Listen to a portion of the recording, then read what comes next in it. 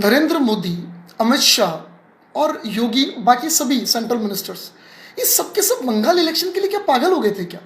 सबके सब बंगाल में जाके बैठ गए, पूरे भारत को भूल गए। मतलब बंगाल के सत्ता को हथियाने का ऐसा क्या लालच था इनको कि वो पगला गए बिल्कुल?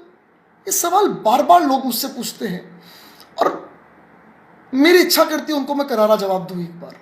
बहुत दिनों से मैं सोच रहा था कि इस मुद्दे पे वीडियो बनाऊंगा, इस मुद्दे पे बात करूंगा, पर बात कर नहीं रहा था या कर नहीं पा रहा था। कुछ तबीयत मान लो, कुछ फैमिली इश्यूज मान लो, ऐसे चल रहे थे जीवन में कि कर नहीं पाया।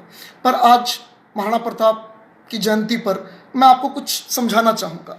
जो बार बार आप लोग ये सवाल उठाते हो कि पूरा का पूरा सेंट्रल गवर्नमेंट, पूरी की पूरी मोदी सरकार क्यों बंगाल के लिए पागल हो चली थी, तो अरे भाई, आपने वोट भी तो इसी कारण से दिया था।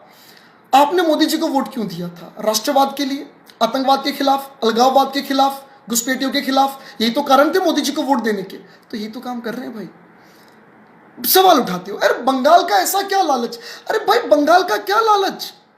क्या नरेंद्र मोदी बंगाल का मुख्यमंत्री बनना चाहता है? क्या अमित शाह जो देश का गृह मंत्री है उसको बंगाल का मुख्यमंत्री बनना है? क्या योगी आदित्यनाथ जो देश के सबसे बड़े राज्य का मुख्यमंत्री है उसको बंगाल का मुख्यमंत्री बनना है? योगी आदित्यनाथ तो वैसे शायद भविष्य का हमारा प्रधानमंत्री भी है। तो कोई भी सेंट्रल लेवल का मिनिस्टर बंगाल का मुख्यमंत्री बनना नहीं चाहता था। निजी स्वार्थ तो नहीं था उनका।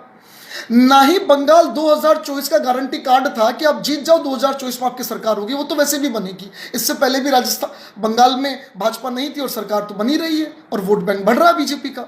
तो बीजेपी के लिए बंगाल इतना इंपॉर्टेंट क्यों था? समझने की कोशिश करो। सवाल उठाने से पहले समझो बात को कि हमारे यहां पे आतंकवाद का, घुसपैठियों का 2 एंट्री गेट है। एक एंट्री गेट है जम्मू एंड कश्मीर, दूसरा सबसे बड़ा एंट्री गेट है बंगाल। जम्मू एंड कश्मीर पर ताला मार दिए पिछले साल ही, 2 साल हो गए, मतलब ताला मार दिया, सब कुछ बंद कर गुरा के। अब बचा बंगाल। तो सारा का सारा सेंट्रल मिनिस्ट्री बंगाल में इसलिए बैठा था क्योंकि बंगाल सबसे बड़ा एंट्री गेट है जहां से रोहिंग्या, जहां से बांग्लादेशी घुसपैठिए भारत में आते हैं, उनको रोकना बहुत जरूरी है। सर वो तो बीएसएफ रोकेगी। अरे भाई, बीएसएफ पूरी बॉर्डर को सीज कर सकता है क्या? इतना मिलिट्री फोर्स है क्या? कहीं से भी चोर रास्ता निकाल के आ जाते हैं, थोड़ा बहुत करप्शन भी होता है, सब चीजें होती है, अंदर आ जाते हैं। सबसे बड़ी गलती करता है वहां का स्टेट गवर्नमेंट। स्टेट गवर्नमेंट उनको पनपाता है, उन सांपों को दूध पिलाता है, उनके डॉक्यूमेंट्स बनाता है, उनको लीगलाइज करता है इंडिया में, और फिर पूरे भारत में वो डिस्पर्स हो जाते हैं, पूरे भारत में फैल जाते हैं। आप मुद्दा उठाते हो पूरे भारत में बांग्लादेशी है, पूरे भारत के अंदर रोहिंग्या, भगाओ हटाओ। अरे तो भगाओ हटाओ तो पहले एंट्री गेट तो बंद करना पड़ेगा ना। भाजपा, नरेंद्र मोदी, योगी आदित्यनाथ अपने निजी स्वार्थ के लिए बंगाल में पागल नहीं हो चले थे।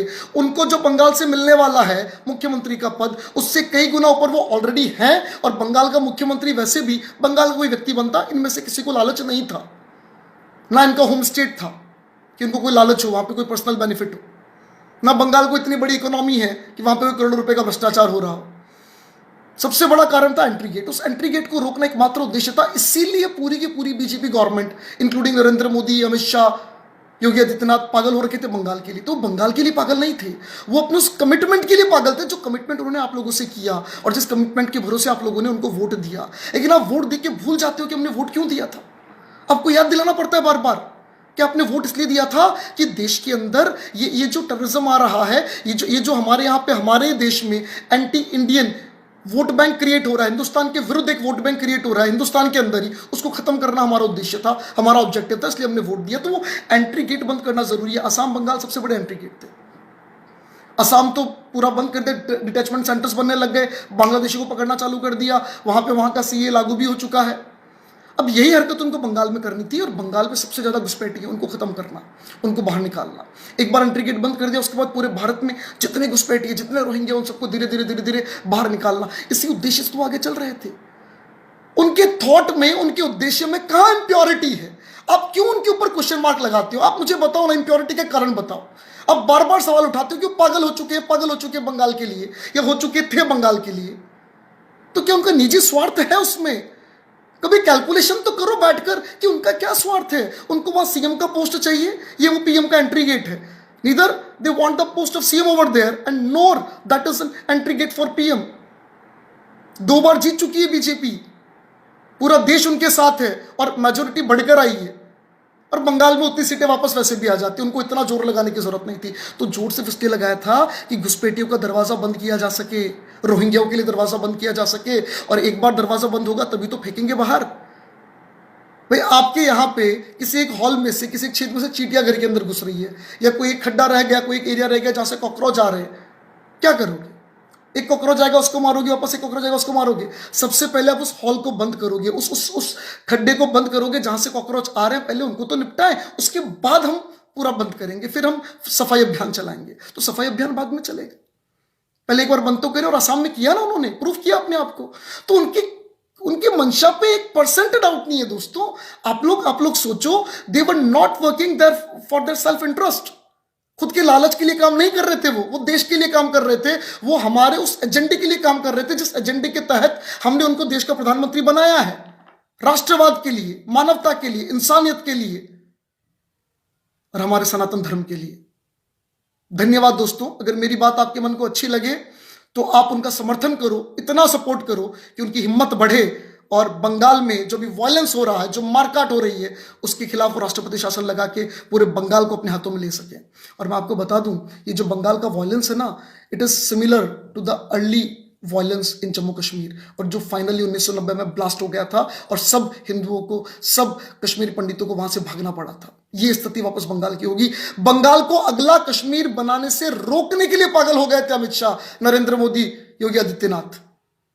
क्यों पागल हो गए थे? क्यों पागल हो गए थे? हर व्यक्ति मुझे मिलता है कि सवाल पूछता है, आप तो बीजेपी के समर्थक, आप बताओ ना क्यों पागल हो गए वो बंगाल के लिए? देश को पूरा बीच में छोड़ के बंगाल चले गए। बंगाल का मुख्यमंत्री का लालच है, मुख्यमंत्री का, अरे काय का लालच है? तुम पागल हो क्या? देश के प्रधानमंत्री को मुख्यमंत्री पद का लालच होगा? क्या बात करते हो? कुछ तो सोचो, सेंसिबल बात करो, कैलकुलेशन करो। तो उनको सिर्फ एक ही लालच था, सनातन धर्म को बचाना, एक ही लालच था अपने राष्ट्र को बचाना, एक ही लालच था जो एंट्री गेट है रोहिंग्याओं के लिए, घुसपैठियों के लिए, उस एंट्री गेट को बंद करना एक ही लालच था। एंट्री गेट बंद करने के बाद पूरे देश में जो भी कचरा है वो कचरा सारा साफ करना। तो दोस्तों, मेरी बात पे अगर आपको थोड़ा भी विश्वास हो पाता है, थोड़ा भी आप इस एंगल से सोच पाते हैं, तो इस वीडियो को शेयर कीजिएगा। Thank you. जय हिंद, जय भारत।